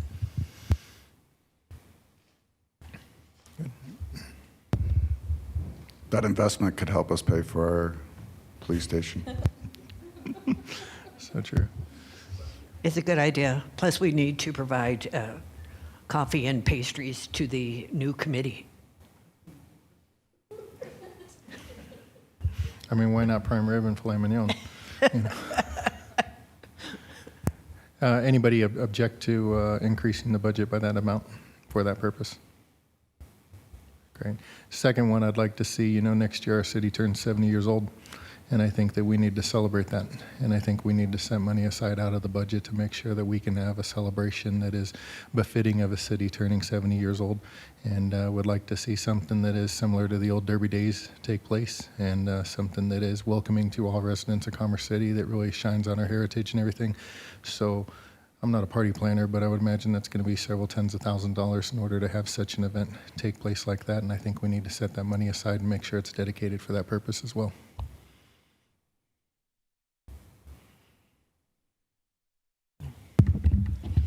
Thank you, Mayor. Yeah, I'm all for that. I know Cultural Council is bringing back Derby Days next year, so maybe they could collaborate with the city. And we were going to use the small budget that Cultural Council has with the grants, but if we could collaborate, that's a big ask from the residents that we talk at Music in the Park, is Derby Day, Derby Day, Derby Day. So Cultural Council's taking and leading that for next June, I believe. They're still in discussions, but I would be for making it a even bigger event. Thanks.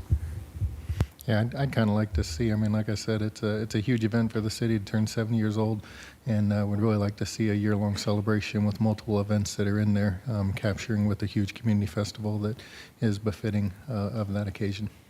So, how much money?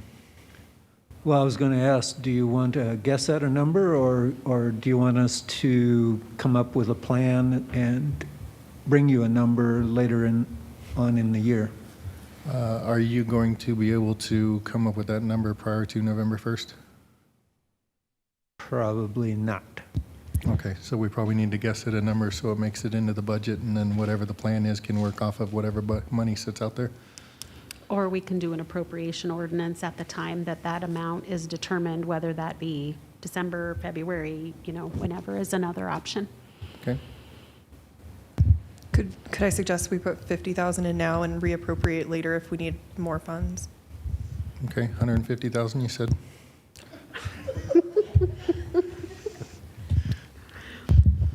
I think if we started with the amount that, was it 2 years ago when Adelante came in and they gave us a budget to do the Commerce City Days or whatever that event was, that'd be, I think, a quick phone call. And I don't think they ended up spending the full amount that they had budgeted, but that might be a good starting point to find out what that budget was.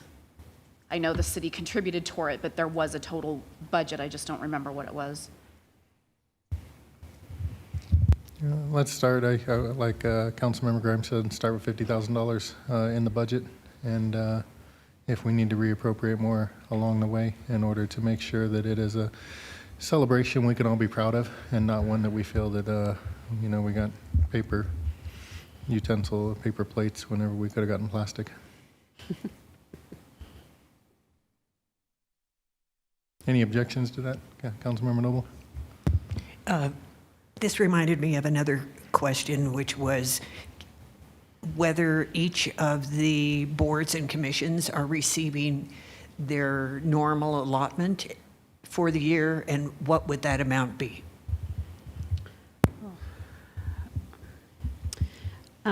The base budgets did not change unless there was discussion between the analysts and the departments that those base budgets reside in. So my answer is yes. I don't know the exact amount that is budgeted for the various boards and commissions. That is certainly something that we can put together and bring forward. I'm sorry, I don't know off the top of my head. So it's mixed in there somewhere. Mm-hmm. Yeah, thank you, Councilman Noble, for that also. But for the board and commissions that don't have a budget yet, like specifically the equity and diversion, they don't have a specific budget, so can that be looked into as well? Because they are eventually going to need a budget also.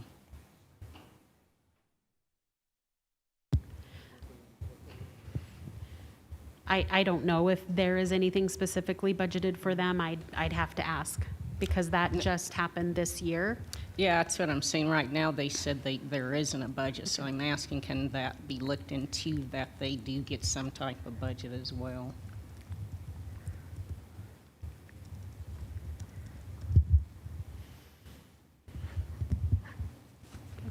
The last I knew about that, there was discussion of forming, I don't know if it's called a strategic plan, but basically laying out a plan that would then entail, determining what a budget would need to be for that purpose, so.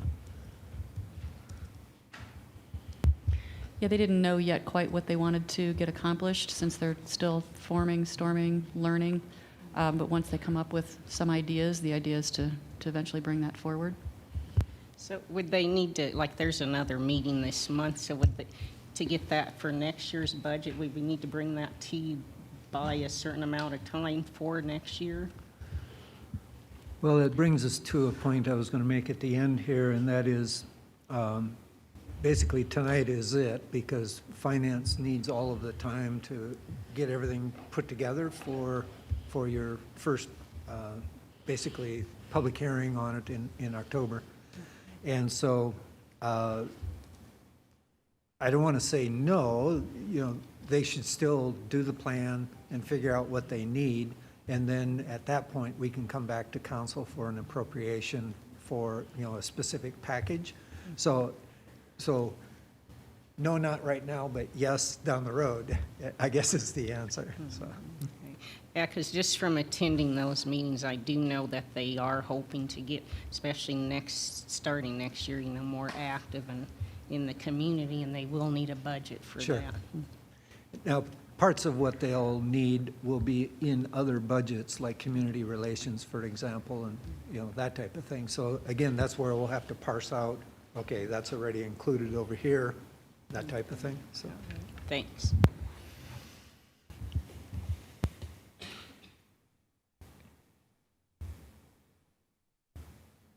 So the final thing is the capital improvement program, and we're back to the eye chart.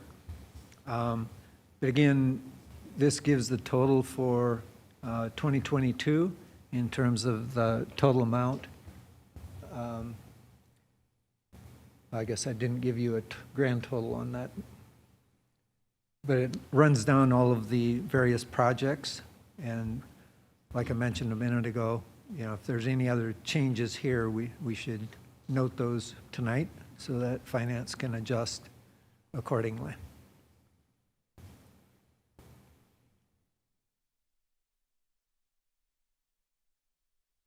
Unless you're open to a very boring next 10 minutes, if you want me to read through the entire list, but otherwise.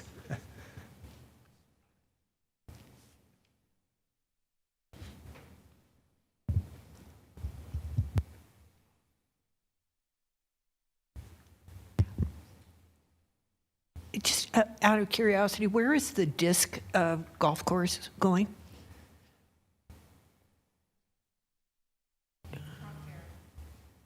Frontera. Oh, okay. And I've had people mention to me who spend much more time on the trails than I do that there aren't good places to get into the shade. Whether you're running around the Arsenal or you're in any of the First Creek, Second Creek, that kind of thing. Have we considered that, and is that something that would have to go in a next budget? Is that something that the city does, or does it belong to the Army because they own the Arsenal, or does, I would presume we would do the creeks, though. Yeah, the Arsenal itself would be U.S. Fish and Wildlife Service. But the outside rim? The outside perimeter would be ours. Right, and that's where they need Okay, on the outside. the rest stations. And so two options. One would be a permanent structure, physical structure. I'm having a hard time hearing you through your mask. Sorry. Thanks. Basically two options. One is a hard structure, man-made type of structure.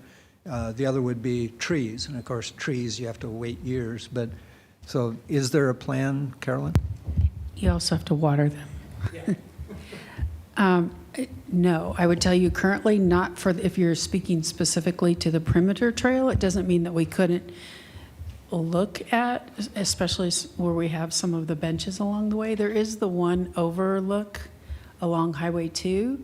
It has a structure, but I don't know that I would say it necessarily provides adequate shade. We could certainly look at that. In some of the Second Creek corridors, you might see a shelter here and there that would provide some relief, but that is something we'd have to go back. And I think, it's a great thing as we update the PRG master plan in 2022 that we can take a look at how we improve our existing amenities and then plan for that long term. Yeah, that would be good to do because I think people would make more use of it if they knew that they weren't going on a trail that had no shade. Thank you. The par 3 golf course, the 9-hole, is that in this budget or is that going to be funded somewhere else? To be funded somewhere else. Gotcha. Basically, Oakwood is proposing to fund the land and water and physical construction Okay. of it. All right, thank you.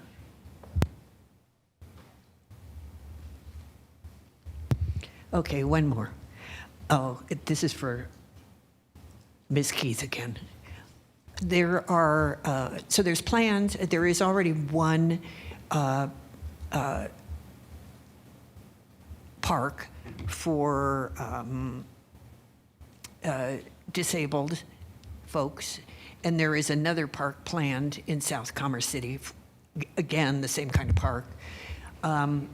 When could we look for something like that in the north? I've also heard from parents who have children and they would like, who are disabled, and they would like to have that kind of park in the north.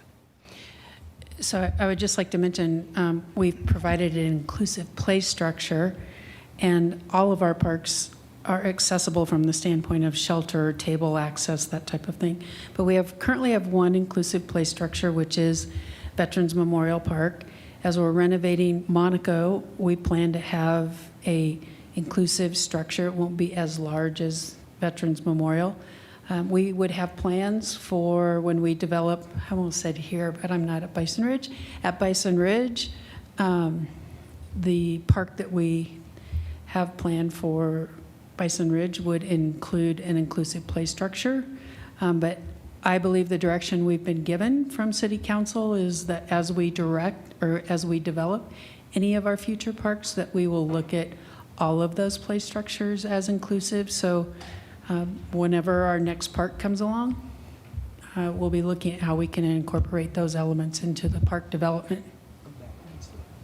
But there is not a specific timeline for the development of a park north of 96 at this point that would include an inclusive play structure. So I would hope that we could retrofit one of the parks in the north, just as you're adding the disc golf course to Frontera. One of the parks in the north could use it too, whether it's on Chambers or the Frontera Park, one of the public parks up there. And if I can just comment, because before you can't really retrofit. We would have to look at the addition or as we replace. Okay. Whatever the case would be, because it isn't available in the north, and it's difficult for people sometimes to move families around. So sure.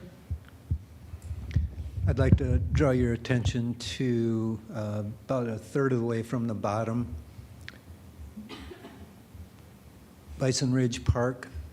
That is slated currently for 2023, so not this coming budget, but the following budget. It's in there at $3.5 million, and I've already been informed that number is out of date. So it's going to be in excess of $4 million. So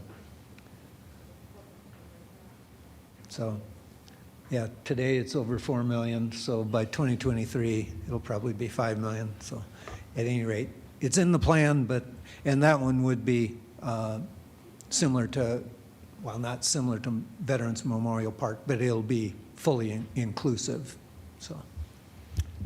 Okay. I got a question.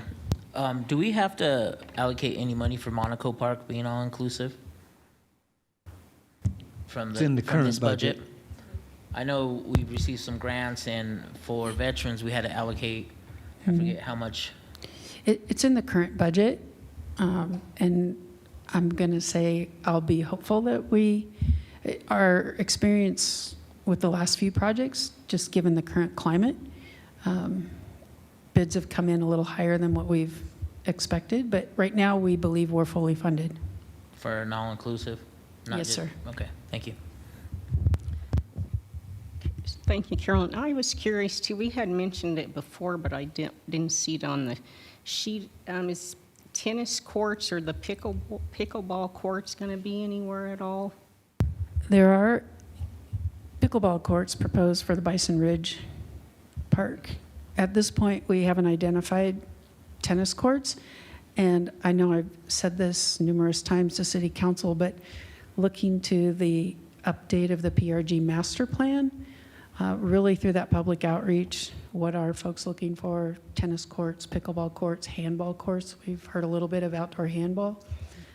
So hopefully that master plan update will drive what residents that live in the community today want to see in their parks, recreation, and golf amenities in the future.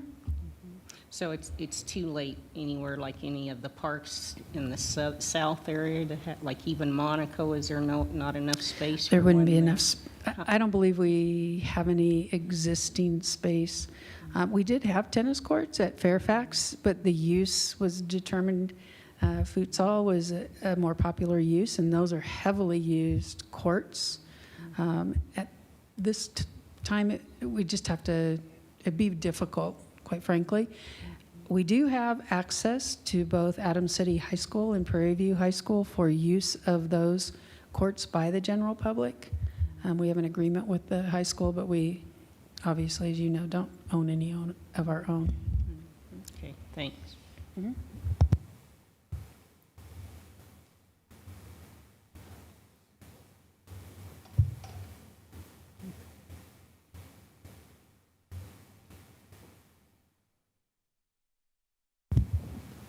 Any other comments or questions from council on the capital improvement portion of the budget?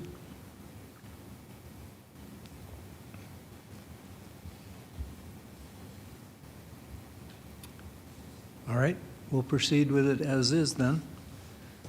So as I mentioned, that'll wrap it up unless you have anything else. So as I mentioned, Finance now takes this time between now and the October meeting to pull this together, update numbers, all of that type of thing. So this really is it. So one last time, are there any other requests, thoughts on the budget? Because this is it for us. I just want to make sure that we got the money for the 70th celebration. Yes. Okay. Yes, I have 50,000 for the 70-year celebration, 100,000 added for ED marketing, and items 2 through 8 on the PD wish list to be incorporated into our numbers. Okay. I just don't want to miss the party.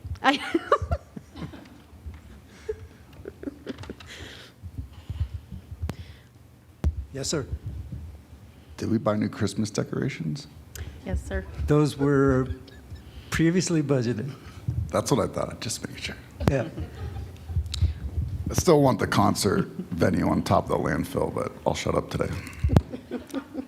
I just want to make sure too, the Pioneer Park and you mentioned the Monaco Park, but Pioneer Park, was that a different budget? Or is that, we still had the budgeting for the safety and security that we had talked about before for Pioneer Park as well?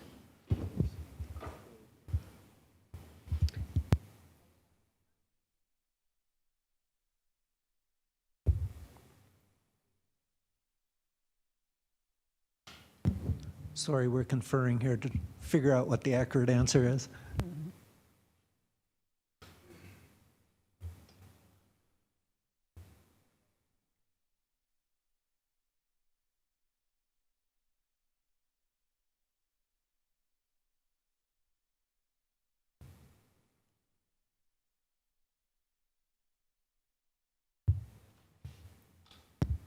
Happy birthday, Councilmember Hurst.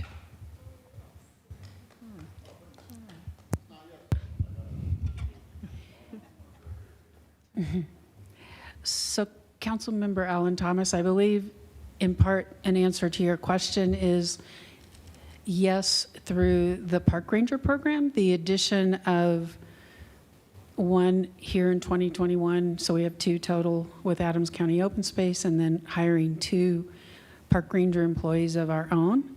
We'll work cooperatively with the police department and what that looks like. We're also updating all of our park safety and rule signs to be reflective in both English and Spanish. That'll happen this year. Hopefully we'll get those installed this year, which allows then for better enforcement. But it's really a collective plan of how we approach safety, but working through that Park Ranger program. We are also looking at a third-party contract to help with outreach. Our homeless navigator, community navigator, we hope helps improve some of that perception of public safety in our parks, specifically, not just Pioneer and Monaco, but we have Veterans Memorial and the Eagle Point site, some of the elements in Derby. So I think we're trying to address some of those issues from the standpoint of those types of positions. And if I may, Carolyn, can you expound on our contract with Front Range Patrol? I don't have a lot of detail. We're hoping, I know that we're almost there. Front Range has agreed with the contract, but we're looking at them to help us in this gap period between hiring the park ranger, with the caveat that the first and priority for them is outreach. We're really working towards compliance and helping folks understand, because everybody has the right to be in a public park. Your behavior and how you conduct yourself might be another thing. But hopefully, through all of those avenues, we begin to make some improvements in public safety. And as we stand up our program around homelessness, which eventually will include public outreach to help everybody, I'll include myself, but our residents also have a better understanding of what's happening in their community. Hopefully, we can begin to improve some of those things. I think the greatest challenge for our department, and I'm going to not just speak on behalf of the police, but are some of the pop-up events that happen in our parks where sometimes hundreds of people show up without notice, without permits. And I think those are some of the things we're trying to work through. But that's not just a Commerce City, that's happening throughout the metro area. Because I had thought at a previous meeting as well, they had mentioned like updating the lighting also in both of the parks. So is that still part of the plan as well? So as we design parks, we work with the police department in regards to safety. I think with lighting, we have to be mindful of how we provide safety lighting and then how we also manage overflow into the adjacent park or neighborhoods. When we do receive comments from neighbors of Pioneer Park about lighting, but we'll continue to look at all of those things, and we've even recently talked about the idea of going back and doing additional assessments of our parks. But we do, when we design, we always include park or PD in that process, and we'll go back. We've been talking lately about going back to do some additional evaluation based on some of our current conditions that we deal with in parks. And I'll say trails and open spaces as well. Okay, thanks.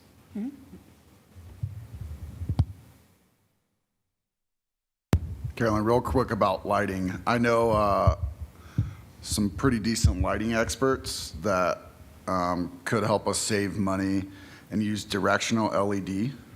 And I know they're good because we have to protect the links environment up in the mountains. And so we are really good at no overflow floodlighting at CDOT. And so I don't suggest that we go out and change them all out, but as it's time to change out our lighting, I think the new technology in LED directional lighting, that's, when the mayor brought up lighting the par 3 golf course, first thing that I thought about is, directional LED lighting where it's only going to hit the golf course and the golf, no overflow into the neighborhood around it, especially if it's a senior community or anything like that. So I just think the LED brings a new ballgame for all of us when we talk about saving money and kind of thinking about keeping our skies dark, light pollution, and then obviously keeping people awake at night, but still providing the level of safety that we all want to see.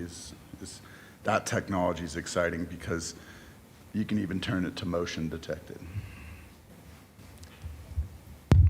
And I would agree, and ball field lighting's the same way. The technology's improved, but you still end up with a lit area sometimes. But I don't disagree with you. Yes, sir. We'll make sure we look at that. I've adjusted to the ball field lighting. I can catch a ball in the outfield finally.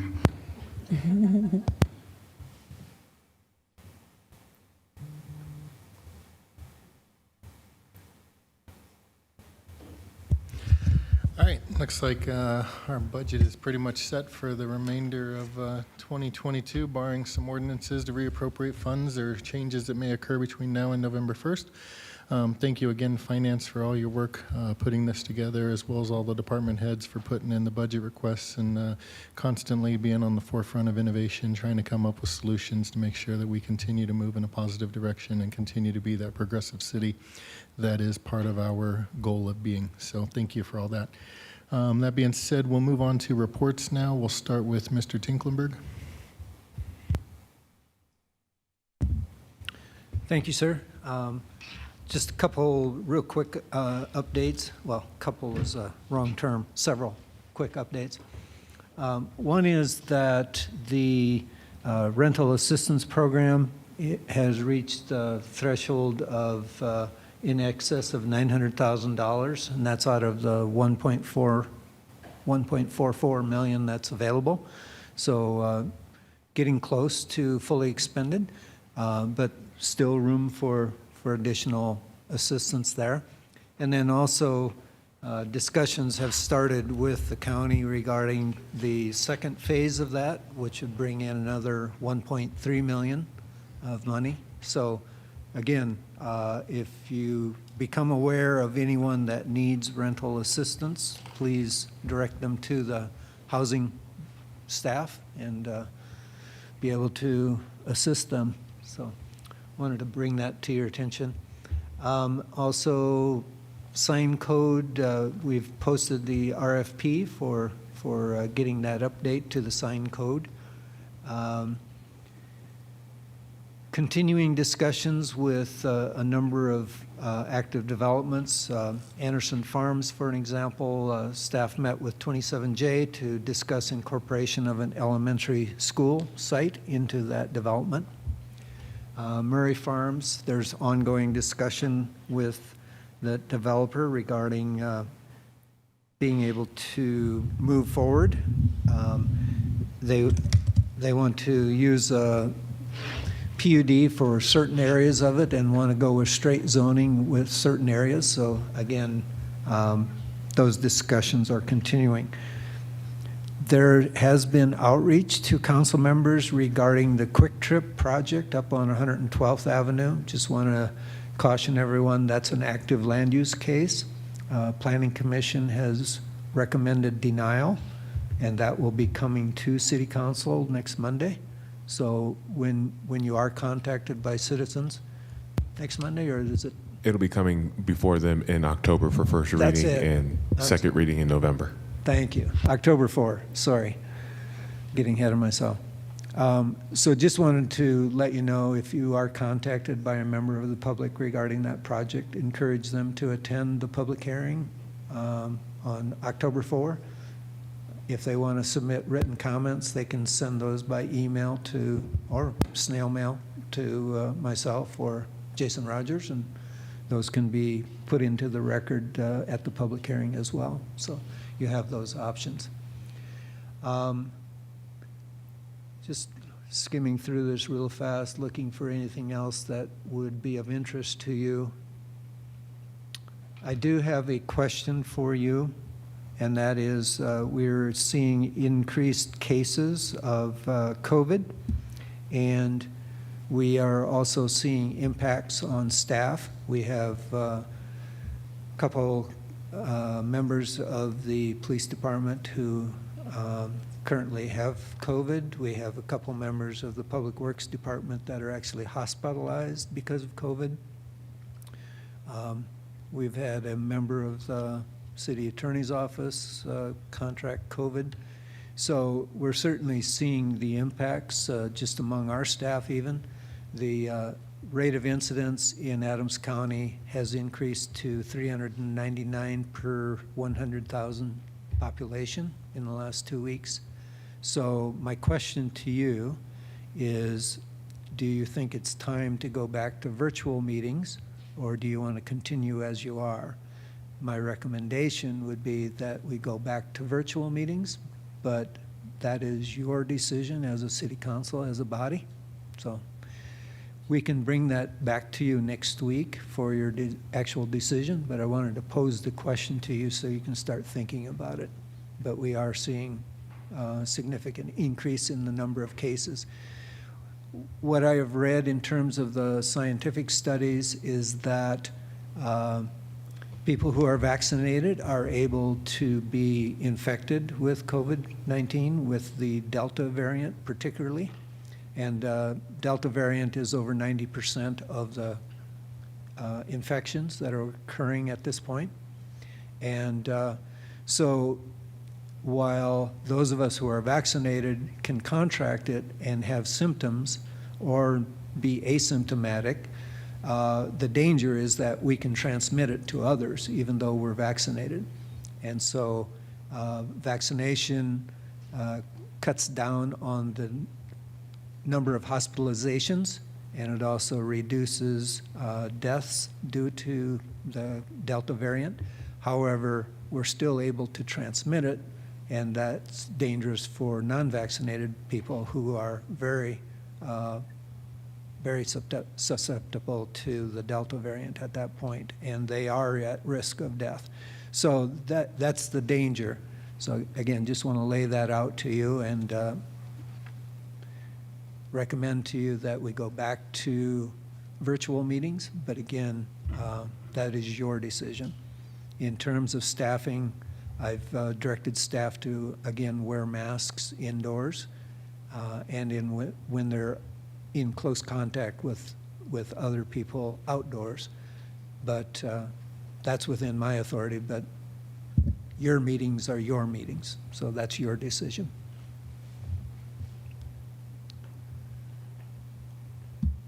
There's one other thing I need to check here.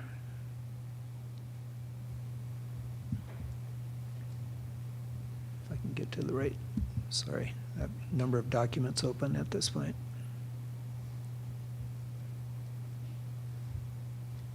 Roger. Yes, go If ahead. I may, it's worth sharing that the user fee and impact fee study RFP is out on the street for vendor consideration. It's our goal and hope that we'll be able to make a selection to move forward with that process by the middle of October. Thank you for that. The other item that I wanted to recall, the Housing Authority is on track to move into their facility August of 2022. So that will free up some space in this facility, but again, not until August of 2022. That's it for me. Thank you. Thanks, sir. Does anybody have any questions for Mr. Tinklenberg regarding his report? Councilmember Grimes? Thank you, Mayor. Roger, thanks for the update. Just curious if there's been any discussion internally about mandating the vaccine for city employees. Discussion, yes. Decision, no. And I would just offer my own personal opinion. While I'm a proponent of receiving it, I would not support a mandate to the city if it were to come to that, or if we have any impact on that decision. Yeah, there's many pros and cons. There's such a dramatic radicalization of the issue. That's one challenge. On the flip side, what is our liability in terms of protecting other employees, and what is the financial impact of not requiring it, but instead incurring those expenses, through our insurance carrier. So, there's many different aspects to it. On the one hand, want to respect an individual's decision, and yet there's implications for, the whole organization and other people. So it's a tough issue. It really is. But thank you for your input. Any other questions for Mr. Tinklenberg? Mr. Sheasley? Thank you, Mayor. 2 items tonight. The opioid settlement memorandum of understanding that the Attorney General signed was going to be on your agenda next week. I'm delaying that to the first week of October so we can get some additional information from our special counsel. And then on Thursday afternoon at 4 o'clock, there will be a Policy and Governance Committee meeting, continuing the discussion of ethics policies and complaint processes, this week focusing on a list of standards of conduct. There's also in the agenda an ongoing item relating to interaction with staff and council requests for action that might be worth your review. So everyone is welcome to attend. Please send me an email if you need a link. Thank you. Thank you, Mr. Sheasley. Anybody on council have any questions for Mr. Sheasley? Seeing none, are there any council members wishing to make a report? Councilmember Wadiola? Thank you, Mayor. Just want to remind the public and my colleagues, Karma City Eats starts September 18th. So far, we have about 8 organizations or local businesses that have signed up. Please go to the website. We'll send out the flyers to support those local businesses during Karma City Eats. Councilmember Alan Thomas? Yes, thank you, Mayor.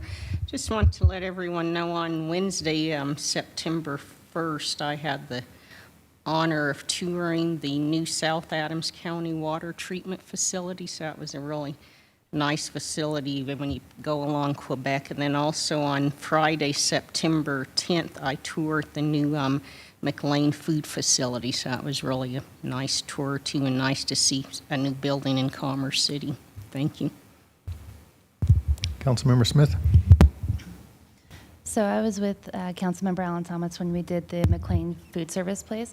It was a super cool warehouse that so I've been in multiple warehouses with UPS, it's all super loud, but McLean, it wasn't loud and it was really cool. And they were talking about how they're looking for people to apply for jobs.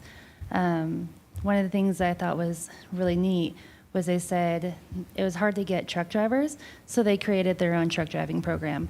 They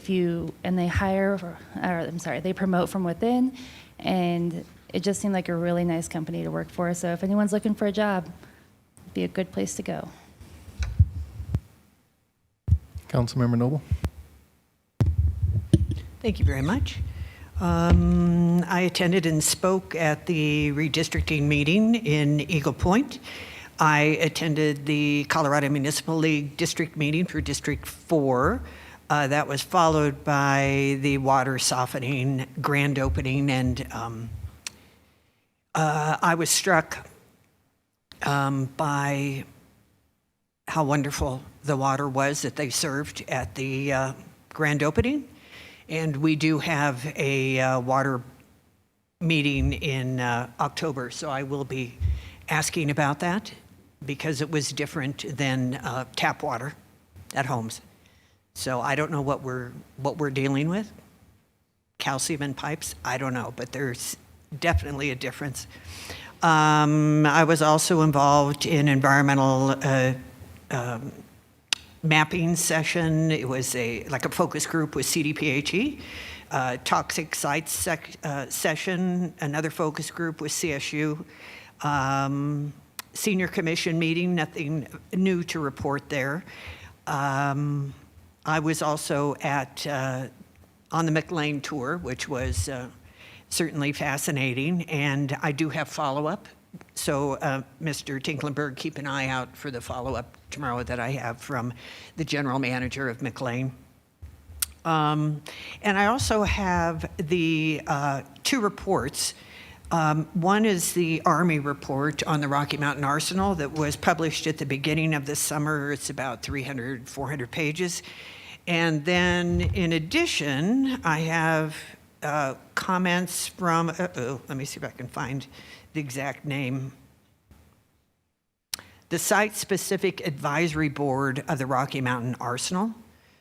They've been in existence since 1995 or 6, and this group was put together by the state at the request of residents, and they too have a report. And I wondered about how we would get these reports to other council members, given the new rules, Mr. Sheasley, and also how to put these reports in the record for our use in the future. So as far as sharing information, I do believe under the amendment to the Colorado Open Records Act, that can be forwarded by council members to other council members. And then as far as putting it in the record, that's a good question. I believe it could be offered during a report and then possibly either appended to the minutes of the meeting or submitted in advance as an agenda item, and then it would be published in the packet. So that would be available there. I think those would be your two options. Okay, I'll do that then tomorrow for Monday's agenda packet. Thank you. Any other council members wishing to make a report? Seeing none, I will try to be brief with mine. Need to go back a few weeks because it's been a while since we've had an opportunity with a joint meeting with the school board and then the holiday weekend. So all the way back to Tuesday, 24th, we had the Employee Appreciation Barbecue Lunch. Thank you to everybody in HR and Parks and Rec who helped to put that together. I think it was a great event. And thank you to all the employees who showed up and made it a huge success, as well as everything that you do on a daily basis for the city. On the Wednesday, the 25th, I was at the ribbon cutting for the Amazon facility that was built over at Nexus and DIA. Unfortunately, because of COVID requirements, they didn't invite everybody on council to be there. It was a very small event. But I did have the opportunity to cut the ribbon and then go in and tour the facility, and pretty amazing what will be done there. They currently are on track for about 400 employees here in Commerce City, with the ability to swell up to around 1,000 employees during holiday seasons whenever package volume increases. So that's a great thing. You may remember almost a year ago, we were asked to approve an emergency ordinance that would allow community development to put forth a building permit and kind of do it in phases. And the result of that emergency ordinance that we passed was getting that Amazon facility here. So it was a good team effort by everybody involved to get that project there. And I think that'll be a good ad for the city.